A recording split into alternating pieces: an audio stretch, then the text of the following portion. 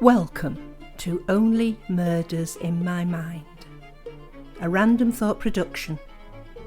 Hi, I'm Carol Bissett, a crime writer, and I invite you with my co-presenters, Liz Hedgecock and Mike Jackson, each week to our conversations on all things murderous.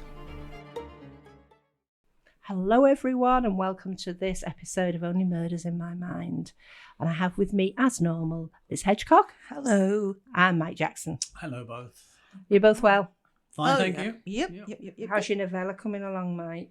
Oh, well, I'm surprised you should mention that because, I think it started raining outside. Started raining? Yeah, it's been a wet day today, hasn't it? Yeah. I think pigs I can see flying up there.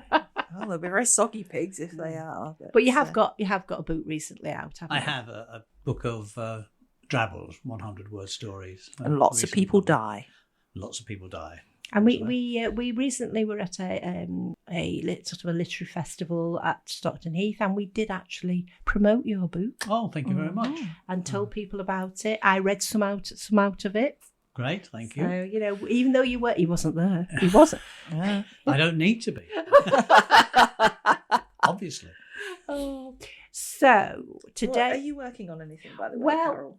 it is finished now. My Warrington Detective for is out as an ebook, and it will be published as a paperback this week. Marvellous. So you'll be able to buy it. And it is a very good read. Yes, for I Have Sinned. Yes, and I don't know what I'm going to do next. I have started writing the fifth one at the back of the fourth one. Well, if you started writing it, I mean, that's it. The die is cast and all that. Yeah, and I am, because of the prompt I gave myself. Mike talks about prompts all the time. It has sort of started things going round in my head that might develop into a plot, because someone's gonna die. All I've got at the moment, I think, is 2 pages of script, and that's it. Nothing else. You've got to start somewhere. And on that, the one of the things I do use a lot in my books is forensics, and that's what we're going to talk about today. The forensics, modern forensics, old forensics, how it's used in crime and in fictional crime. Sometimes it's a little bit too flashy in fictional crime, and the forensic pathologists and the police would go, "Oh, it doesn't happen like that." But it does in my book. Happens really quickly. Everyone's on speed dial. Yeah, you don't have so much forensics in. You talk about it now and again, don't you? I do occasionally, yes. Yeah. I think because I tend to write the cozier end of the mystery spectrum, all of that stuff tends to happen more sort of off stage. So they might hear about a toxicology report from their police contacts, but it won't be foregrounded, and they probably won't get to actually see it. So it's less detail than that. Yeah. But I mean, in the kind of historical stuff I write, it's a different sort of thing, of course, because a lot of stuff just wasn't around. Yeah. But they did do a lot more than people think when it came to. There were people moving forward with forensics at the time. Sort of, you go back to the era of your Sherlock and Mrs. Hudson books. My Sherlock. He's your Sherlock. Well, I suppose the thing is, like, all the people who've written different versions of Sherlock, we've each got our own Sherlock, haven't we? Yeah, that's true. Yeah. I mean, if you think about with Sherlock Holmes, his very first appearance in A Study in Scarlet, he's in a lab. Yeah. And he's really excited because he's found a test that will be positive for blood and nothing else. Yeah. So, right from the start, he's showing the kind of guy he is, and he is very into the scientific side. What do you think about forensics when you're watching it on the television, etc., Mike? Is it the sort of thing you think, I don't really want to watch this? It's a bit, I tend not to watch programs like Silent Witness, which are heavily forensics. It does nothing for me. When I watch other programs such as, I don't know, the cozy mystery, my mind's gone blank. Whether Midsummer Murders, Midsummer Murders, I get sort of tie into the forensic part of those, even though it's fairly low key, because the character is as important. You know, the person doing the forensic is the chap who ends up marrying one of the detectives. One of the detectives. Was that Midsummer Murders, or am I thinking of another one? I'm not thinking. I don't know. Sorry, it's not Midsummer Murders. It's Lewis. Oh yes, In Lewis. Yes. The forensic lady ends up marrying The doctor there marries Lewis. The forensic lady. I was going to say, in Midsummer Murders, they've had a variety of pathologists. Some have been very attractive, some have been all men. And the lady they've got at the moment is a very famous actress, and she's been in Doctor Who and all sorts of things. And I can't remember her name, but it will come to me. Oh. I can see her face, but I know that's not much help if you listen to a podcast. What I have found when I've read murder mystery crime stories is that I've read a couple where it was quite obvious that the author had done a lot of forensic research to make sure that he or she got it right. And I got to the point. Were they determined to tell you about And they were that? determined to tell me. Yes. You know, and I got to the point where I thought, so now there's an hour or so I'm not going to get back in my life. Because sometimes you don't, as a reader, you don't need all that information. It doesn't move the story on at all. It might show that somebody has done the research and it's all very accurate. Yeah. But it doesn't move. We're not going to the story give on. you a gold star for that author. No. But it's kind of like the iceberg principle. Like when you do research on something, about 10% of that actually needs to show, and the rest of it is all just like in your brain for the next time or beneath the surface. I think the thing, as the general public expect now there to be instant results because of the way forensic science has developed, and we all expect there to be DNA, and DNA can be the thing between sometimes getting a conviction and not getting a conviction, and it is very modern, but it's been used in real life crimes from the past. The lady in the lake in Cumbria, the convictions against her killer was got, I think, from new forensic evidence. I can't guarantee that's what it was, which it was, but it probably was DNA, because I don't think the first time around they had. And then there's always this thing, isn't there, about disposing of the body and the criminal wanting to have the person cremated, and then you can't dig them up again, can you? Not really, no. Because to be fair, we cremate more people than we bury these days, don't we, for lots of reasons. So you've not got that, because they're always digging up bodies when you look at these forensic. You know, they've got a cold case or something like that. We'll exhume them, sort of thing, which in itself is a massive undertaking. Must be. You have to have the permission of so many people, and then it has to be done at a certain time of day, and there's got to be so many people there. I think it's got to be a minister there. It has to be done at a certain time of day. I think it's got to be done just at dawn, just as it's starting to get light. Yeah. So that it's light enough for the people to work, but it's not going to upset passers-by, that type of thing. I but see. they'd have a screen over it anyway. They'd have a tent over it. Yeah. But in terms of writing, if you're as a writer or as a reader, myself as a reader, or somebody watching on television, I don't need to know all that, do I? No. I just need to know the body was exhumed. Oh, see, I quite like the idea of, the mist over the fields and the sun coming up, but you don't need the people in the suits or whatever, You don't need all and the tents, like a wedding tent or something, but it's not a wedding. Oh no, foreboding, etc. More mist. If Liz had a way, we'd have more exhumations than we usually do. Personally, just in books. She'd be out there taking photos and a church bell tolling for no readily apparent reason for a bit more atmosphere, But you don't want to know the nitty gritty about this. You just want to know where the clue came from. Yes. Yeah. I don't need to know. Yeah. I personally don't feel as though I need to know. Yeah. I mean, it puts a lot of people off when they see a body on a slab and somebody's like elbow deep in it. I'd probably be looking away at that point. Yeah, I might be interested, but I don't think I want to watch it. Whereas, as I say, I always thought I'd like to actually be at a real post-mortem, but it's often the smells that you see them put Vaseline or Vic under so their you can't noses, smell so, it, so yeah. they can't smell it, sort of thing, because it is often the smells that make people feel ill. Yes. I think I probably fall into that camp where, for example, something like DNA, I don't need to know what it means or anything, but in a story, if somebody says, oh, DNA proved that you must have been there, or that you were his brother, or whatever, that's enough for me.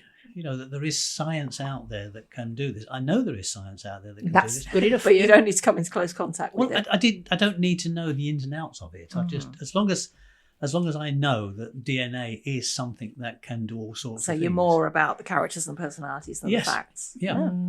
I mean, one of the things that we hear more about is cross-contamination and traces of DNA, because DNA can stay somewhere like on the steering wheel for a long time, but you've got to prove that the person was in the car at a certain time and moved the body and all this sort of thing. So you can only take it so far. And of course, you've got to have the other person's DNA on file.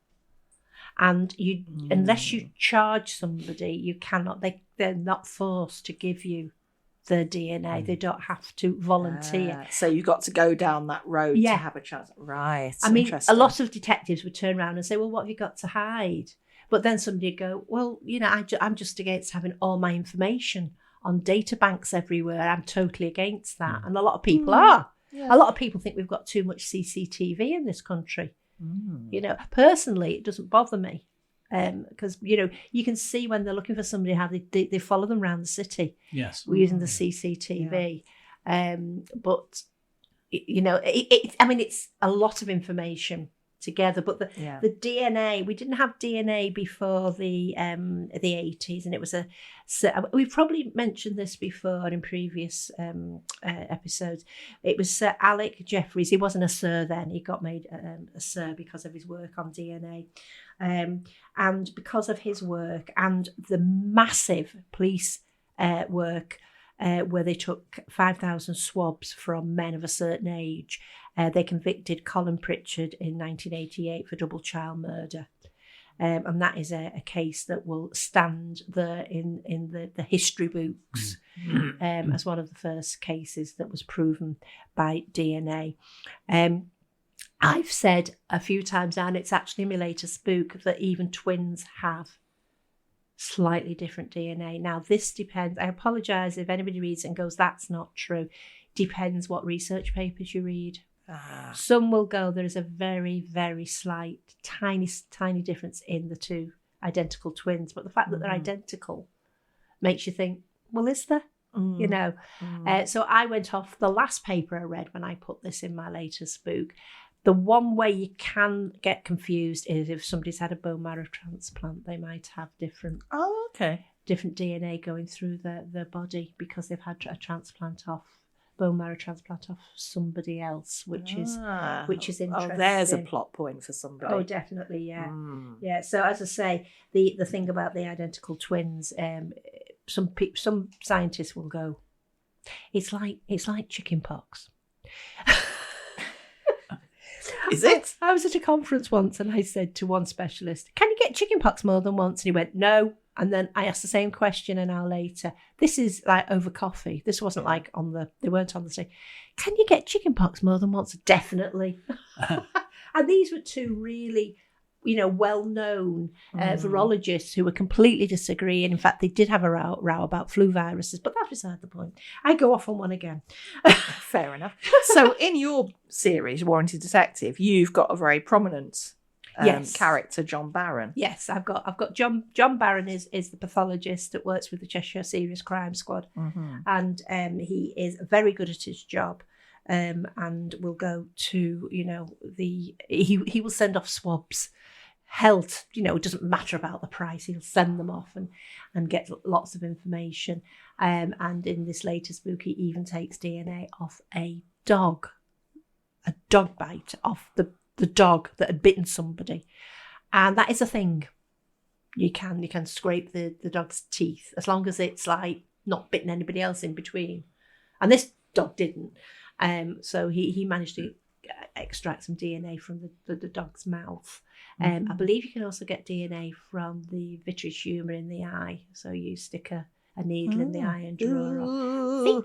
I'm not sure if you can get time of death off the vitreous human as well, but but as I say, they're the sort of things that make people go, look.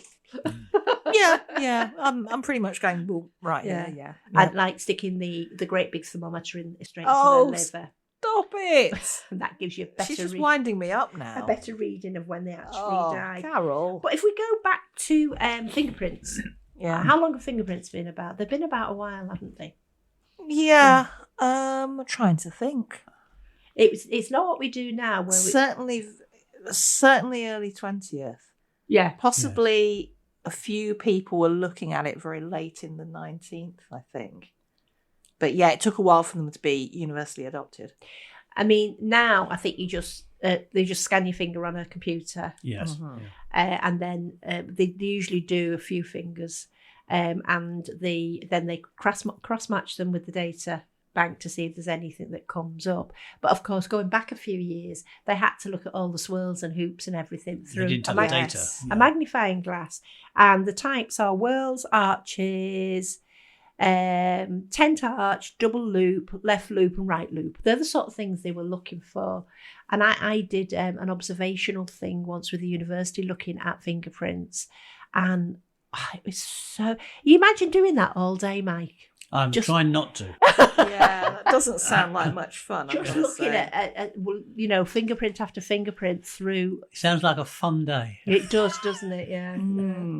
Yeah. But the other thing that we have used, and it's still used now, is blood groups. Not so much because, we've got O positive, which is 35% of the population. O negative is 13. A positive is 30%. A negative is 8. B positive is 8. And me, I'm B negative, I'm 2%. AB positive is 2% and AB negative is 1%. So if you're one of these high ones, it's not much of a link. But if you've got a rare blood group, that can be another pointer towards it being you or the victim's blood, because sometimes we have a lot of blood and no bodies. Yeah. Going back to fingerprints history. Yeah. In 1880, guess where I've been on the net again, Henry Folds, a Scottish surgeon in a Tokyo hospital, published his first paper on the usefulness of fingerprints for identification and proposed a method to record them with printing ink. Returning to Great Britain in 1886, he offered the concept to the Metropolitan Police in London, but it was dismissed. There you go. Yeah. Up until the early 1890s, police forces in the US and on the European continent could not reliably identify criminals to track their criminal record. And then Francis Galton published a detailed statistical model of fingerprint analysis in his book in 1892. And he calculated that the chance of a false positive, two different individuals having the same prints, was about 1 in 64 billion. Oh, that's pretty good. It is, yes. In 1892, an Argentinian chief police officer created the first method of recording the fingerprints of individuals on file. In that same year, the first known murder case was solved using fingerprint analysis, so 1892. And in Calcutta, a fingerprint bureau was established in 1897. There you go. So it was going on elsewhere, just not in the UK. And it just, because the Met turned it down. One of the things I was told by an ex-police detective was the type of fingerprints that always give them problems are obviously if you've got any sort of scarring, burns, the sort of person that does heavy manual work because the fingerprints get like sandpapered off. If they have, I'm just trying to think. I'm trying to read my own writing actually. And we were saying before somebody may may have left fingerprints on something that wasn't involved in the crime because it will possibly stay there for a long time. But they really do all this dusting and lifting off with, it looks like sellotape. It's sticky tape anyway. Yeah. And then they take them back and you hear them saying, I've got a partial, and they get them from inside gloves now. And people really? Yeah, when people wear like the surgeon's gloves so that they won't leave any trace when they've gone to kill somebody. Notice I say kill and not burgle. That's the first thing that comes into my head. Yes, you can actually take a fingerprint from the inside of the glove if you're lucky enough to have the glove. you Yeah. know. So Yeah. Mike sat there with a piece of paper. Well, This always means something. when I knew we were talking about forensics, which obviously you've probably realised by now doesn't like my no, fire it's not at your all. thing, is it? I thought I'd better do some research. And in the late 19th century, a chap called Alphonse Bertillon Oh, yes. Developed- Vertical measurement. anthropometry system, Blimey. which was a way to identify individuals based on physical measurements. So they used to measure the head length, head width, length of the middle finger, length of the left foot, length of the forearm from the elbow to the tip of the middle finger. And apparently this guy was the first person who started doing mugshots. So to go with yeah. those measurements, they used to take mugshots. Yeah. There was a whole thing, though, in the 19th century of like, the shape of your head could tell people the sort of person Yeah. you were. So you had Lombroso's Criminal Man, and you'd have, photos of what they call all these are criminal types, I think note this- the whatever it is. I think this was more scientific, though, because I Yeah, think certainly hope so. apparently his system was adopted across Europe and across America. Did he do the ears as well? Is he one of the people that, because nobody has got the same ears? Oh, yeah, you're big on You ears. said- I I'm think big you- on doesn't, ears, doesn't yeah. say. Yeah. But you can imagine they started to pull together these measurements and these mugshots so that they could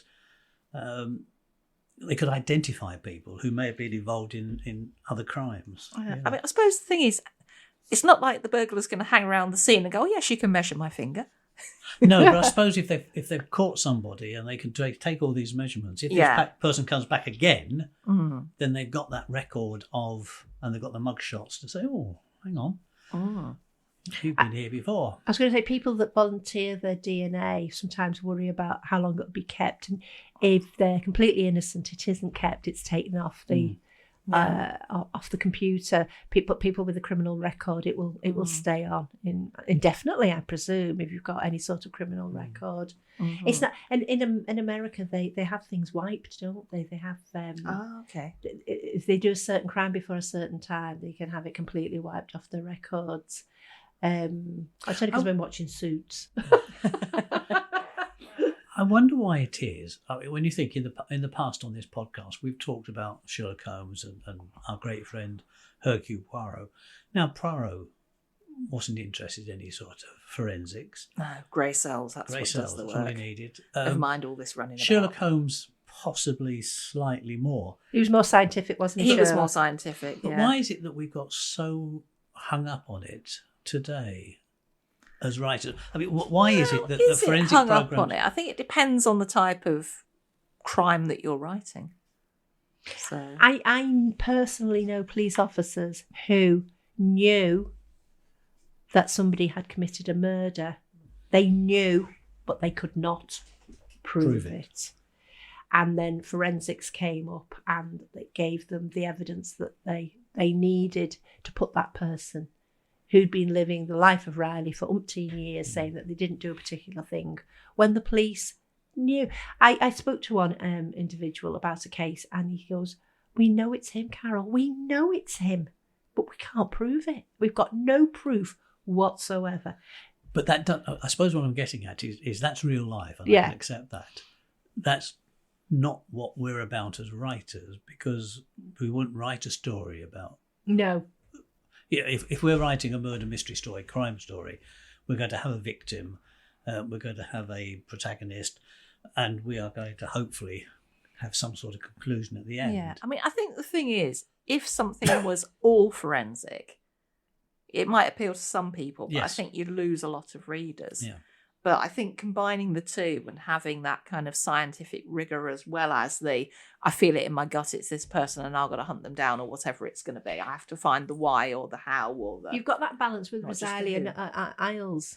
Right, Because Isles is the pathologist, the detective, the clever person, and Rosali's the gut feeling detective. Yeah. She knows when something's wrong and she will go after somebody. You know, she's like a terrier. She won't let them go. I suppose in a way this is what's happening, isn't it, nowadays? That whereas you go back to Poirot, his companion, his sidekick, was somebody like Hastings, who really had neither purpose or place. It was just there. Well, he was there for, to show what a smart boat Poirot was, basically. Whereas nowadays, sometimes to carry a bag, I reckon. Yeah, you've got detectives who are investigating murders, and their sidekick quite often is the forensic person. Yeah. The two need to work in tandem. Yeah. Yeah, and they do, and a lot of the times, the forensic pathologist would not actually be at the scene. SOCO would, or CSI, depending on what you call it, but the pathologist might have just flitted in and out, that type of thing. I've seen ones where they've been on Shetlands and the pathologist has gone, yep, they're dead. Yep. Take them back to the lab and I'll see them there. But I mean, in some of them, they're looking at the surroundings, and all this sort of thing. And it's really difficult if the body's being frozen or it's been immersed in water, it's been extremely cold or to get a time of death. Then they usually go on things like contents of stomach, how far digested is it, when did they have the last meal, that sort of thing. All the nice smells again. Yes, lovely. But it absolutely fascinates me, and I'm a great reader of Val McDermott books, and some of her books are quite gritty, and they've got. She actually wrote a book on forensics, and I've told this story before, so I do apologise, but because Val is Val, and she writes what she writes, and she's very, very successful. She has over the years got lots of contacts in police, in pathology, in science, and made some friends as well. And she was having a drink with one of her pathology friends, somebody who was in forensics, one night, and that she told her about another way of getting DNA. That's what's making me think about the eye, Liz. Ah, yes. And right. They both had a couple of whiskies. So anyway, Val thought she would use this in her next novel, which she did, much to the distress of the pathologist, who was about to print a paper in a medical journal about it. But it had come out in Val's book first. And the other one was she was discussing with an explosive expert how to build a bomb. And he showed her, and then he said, please don't put any of this in your book. You basically got a recipe here for blowing up things. Yes. So she had to alter it when she put it in the book. But I love her, and she told these at writing conferences. So it's I know it's she said it sort of thing, but it did make me laugh. It really did. Because in Wire in the Blood, that's more psychological, right? Which is one of my favourite series. But that's more the psychologist trying to get into the mind of the person rather than the forensic side of it. But, so when you were writing The Warrington Detective, I mean, I know you're still writing the series, was it a conscious decision that you were going to have forensics as a reasonably quite a big important part yeah. of the story? I think it's because I'm an ex-nurse and I just love the science behind it. I really, anything to do with forensics and detectives, especially when it's fiction, I just, I just swallow them up. I just sit there and watch them, and a lot of it, I will then go. I'll make a note. I wonder how that worked, because I want to know. And a lot of the things that happen in Silent Witness can happen, but they need such delicate machinery, such extensive machinery, and it's so expensive to do what they do in a week. I'm sure it's all based on science, but it's like, as I say, they can wait weeks for a DNA to turn round, a DNA sample to turn round. It doesn't happen overnight, sort of thing. So very often the poor police are doing looking at CCTV, phoning people up, going and knocking on people's doors, all that work that isn't exciting, is it? So it's not really in my books much. And when AI takes over the world. Oh, yes, indeed. But that's going to happen, isn't it? Because we've got face recognition now. I read a book. It talks about it way back in one of our early episodes, to the point that I can't even remember what it was called now. But basically, it was a detective who had a sort of almost a holographic AI type robot assigned to Blink of an eye? Blink of an eye. That's right. And this AI hologram could look at CCTV footage within in 5 minutes, whereas it would take a team of police officers to do it it would take them a week or 2 weeks to do it. Yeah, and I can see how that is really And useful. and It's is like when happening. you have AI going through thousands and thousands of like options or whatever to Yeah. find the matches, and it's like, well, yes, obviously that's a great way to use it. Yeah, and that is happening. That's probably happening to a certain extent now, but will be happening a lot more in the next 2 or 3 years. Yeah, it always fascinates me when you see it. It's usually the CIA or somebody like that, and they've got a face on the screen, and it's just rotating through thousands and thousands Till of it finds. faces till they get a match, Recognition. sort of thing. I mean, when you do things like face recognition now, it's done by computer. So we used to get a sketch artist in. Yes. Yeah. And apparently they made a really good living out of that because they'd be going to the person, giving them the details. Would you like a break? You seem upset because we've been charged by the hour. So yeah, I think things have come a long way. Yeah. Talking about artists doing these e-pictures. Yeah. I watched an episode of Monk recently, which is one of our favourites, and they got Monk to describe to the police artist this picture these are, and after about 3 hours, all they had was an ear. Yes, I saw that one. So But it was a good ear. He said, "Well, that's the important part. You know? Yeah. That's the thing I noticed. His Yeah. ear." Yeah, I saw that one. I was thinking he'd have made a lot of money, that sketch artist, wouldn't he? Yeah. Well, maybe But- Monk was a super recogniser like Yeah, you. I think so. Yes. I think he probably was. Yeah. So yeah, we all use forensics in a different way. I'd say Liz, hers is like in the background, but it's mentioned. Mike, I just killed people off so quickly that there isn't time for DNA yeah, or you'd- forensics. you'd have to go in there and get some forensics. Yeah, out I mean, of it. maybe in your novella we'll see a more exhaustive treatment. I'm thinking of doing a forensics. novella all about forensics. I shall look forward to that. He lied again. They're getting out of hand. I'm going to bring this to a close. So it's another episode in the bag. Thank you for listening. Mike, do you want to talk about the blog quickly? Just very quickly to say that we do have an Only Murders in My Mind blog, which you can find on WordPress.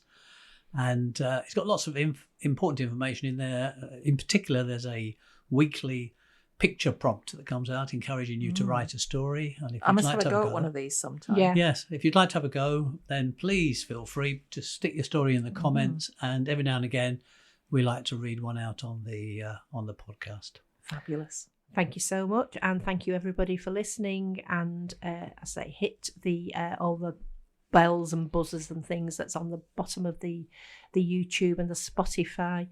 Very technical, that. Yeah, that's me. But until next week, thank you all very much and goodbye. You have been listening to Only Murders in My Mind, a Random Thought production, produced by John Bissett. The music in Peril was composed and recorded by OM Studio Strings.